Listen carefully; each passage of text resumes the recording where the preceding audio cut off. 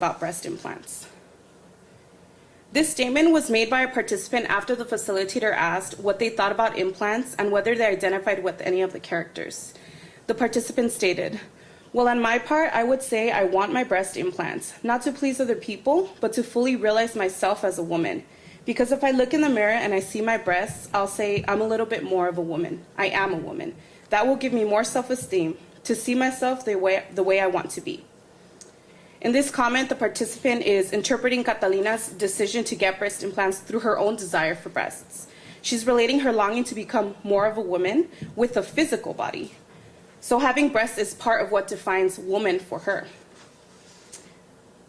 These participants also recognize the societal pressures that force many transgender women to desire a certain type of body. This participant stated, "Today we live in a world where society is like this.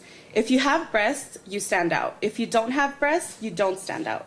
Every day more gay people are transitioning into transgender, and they have their beautiful breasts that you look at and say, wow, why can't I? That's how I feel." In this quote, I noticed the participant's desire to have her breast implants. And this desire is coming from her observations of other transgender women who have surgically modified their bodies. And this participant also claims that there's a lot of societal pressure placed on women to have big breasts in this culture. At the same time, I see the connection between this participant and Catalina, who also expresses her desire to emulate the bodies of women whom she is surrounded by. In general, the trans Latina stated that they approve of body modification if it is something that will make the person happy. They preach self-fulfillment, but at the same time, they argue that Catalina is not making decisions based on what will make her happy. Rather, she's doing it to please the drug traffickers and to make money.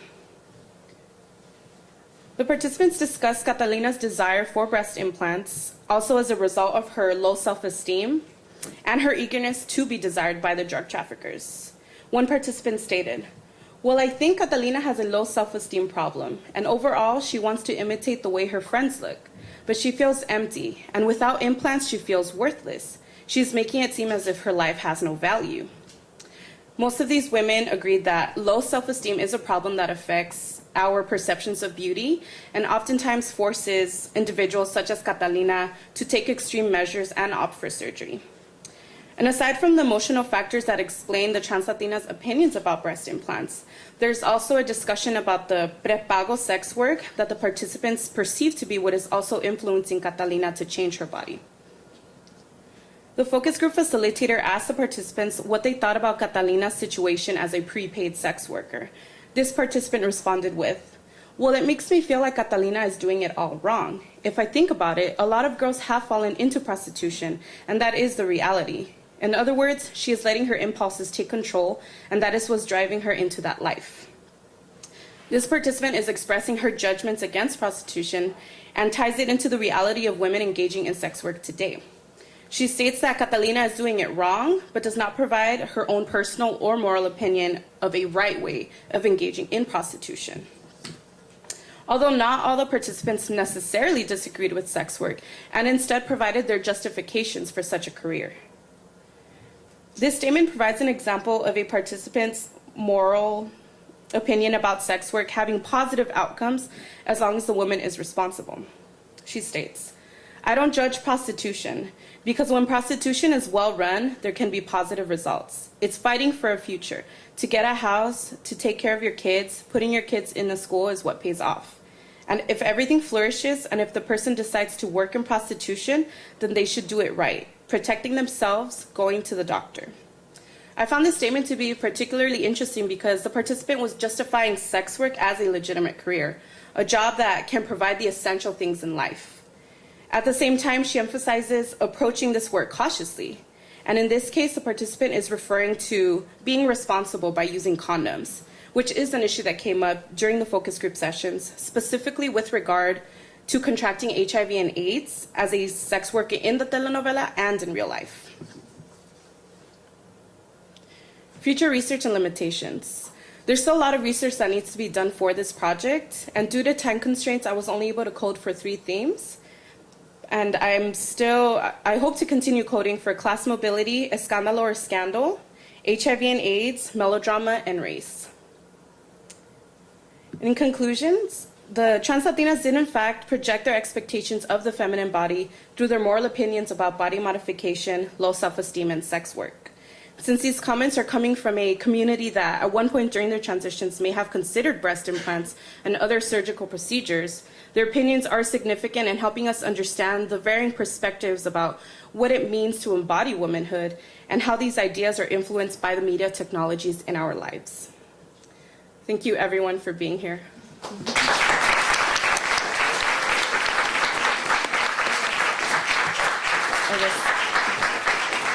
I'll quickly go through my acknowledgement. Thank you so much, Professor Ochoa, for being a great mentor and teaching me how to do research and just sticking with me throughout this whole process. All my FMP peers, I love you all. You're amazing people. Robin King, who's not here, but she's a really great writing instructor. Angelica Lopez, thank you for all your support last quarter. EOP students and the staff, thank you for all your support. And my mom and dad, thank you for being here, driving up from LA this morning.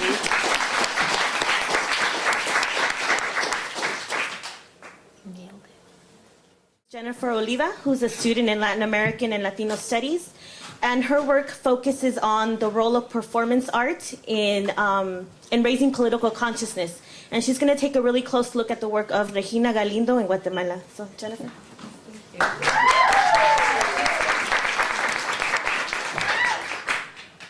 Thank you, Angelica, for the introduction. And Hector Pela's spirit, I guess, is here. Thank you all for being here. Once again, my name is Jennifer Oliva. The title of my presentation is The Political Implications of Performance Art, an Analysis of Regina Galindo's Work. My initial interest in this project came about from a recent trip to Guatemala, where I went to visit my family, and I was shocked at encountering such a harsh reality that not only my family deals with, but Guatemalan society as well, through an encounter with extortion, kidnapping, or murder of some kind. I was really curious to understand why violence persisted on such a tremendous level, as well as the forms of resistance that came about. One of these striking sectors of resistance was the creative and artistic realm. So I decided to further develop that idea and explore the work of one particular artist, Regina José Galindo. To situate Guatemala into a violent context, I've provided a graph delineating homicide rates in 2009 per whole population in the United States, Mexico, and Guatemala. As you can all see, Mexico's rate is the highest at 19,907 homicides for a total population of over 111 million people. Meanwhile, the U.S.'s homicide rate was at 16,599 homicides for a population of over 296 million. Lastly, Guatemala's rate is at 6,904 homicides for a mere population of 13 million people. However, if we translate these numbers into a more comparable scale of homicides per 100,000 inhabitants, we can see Guatemala's striking and shockingly large rate for such a small population. Guatemala's homicide rate is at an alarming 52 homicides per 100,000 inhabitants. Meanwhile, the United States homicides range at 5.6, and Mexico's rate was at 17.9 per 100,000 inhabitants. Currently, Mexico is on the U.S. Department of State's travel warning list, which deems the nation as unstable and dangerous, but Guatemala is not. In 2009, 52 individuals per 100,000 inhabitants were murdered in the small populated nation of Guatemala. The intolerable rate of violence has resulted in outcry from society, one of which is the artistic sector. Artists have been at the forefront of denouncing human rights violations through their work. They form part of a larger pool of knowledge that utilize their art to educate the local and transnational public on Guatemalan issues. One of these important artists is Regina José Galindo. She was born in Guatemala in 1974 amidst the Civil War and began her work as a performance artist and poet after the peace accords were signed in 1996. Her work is primarily based on exposing and embodying the issues of human rights in Guatemala. She's an internationally acclaimed artist whose work has been exhibited in a multitude of nations such as the United States, Argentina, Spain, the Dominican Republic, Guatemala, and many more. In 2005, she received the Golden Lion Award for Best Young Artist at the Venice Biennale. This brings me to my research, in which I try to understand what role Regina José Galindo's performance art plays in advocating for political and social change. Galindo's work is directly influenced by Guatemala's brutal past and contemporary violence. Having an overall understanding of this history helps the viewer situate the importance and relevance of her art to current issues. She was born during the Civil War. The war lasted a total of 36 years, resulted in more than 200,000 deaths, the genocide of the Maya population, and an extreme violation of human rights.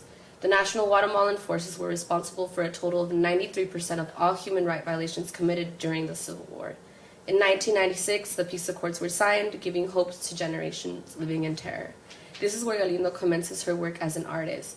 But the reality of the peace accords resulted in 99% impunity to all human rights violators and human rights crimes that are still unpunished. This rate of impunity permeated through all of society and had tangible consequences, one of which is feminicide. In her article, Victoria Sanford states, feminicide connotes not only the murder of women by men because they are women, but also indicates state responsibility for these murders, whether through the commission of the actual killing, toleration of the perpetrator's acts of violence, or omission of state responsibility to ensure the safety of its female citizens. Feminicide is a systematic killing of women in which the individual and the state are held accountable because of their toleration of the killings and their incapability to ensure safety for their citizens. In 2010, about 685 women were murdered in Guatemala, and these killings continue every day. This brings me to Regina José Galindo's piece, Perra, roughly translated into dog or bitch. Galindo is carving her skin with a knife in which she cuts the words perra onto her left thigh until droplets of blood seep out. This signifies the mutilated bodies of women that are found on a daily basis, who are seen in the eyes of the perpetrators as disposable and indeed dogs. Galindo states, I write this word perra with a knife on my leg as a form of denouncing the crimes committed against women in Guatemala, whose tortured bodies have been found with inscriptions made from knives or blades. These are a few moments from her performance. She slowly takes the knife onto her skin and begins to mutilate her thigh. We can see her leg as well as her hand tremble. She embodies the trauma, the pain, the mutilation, and the blood that Guatemala's female victims have suffered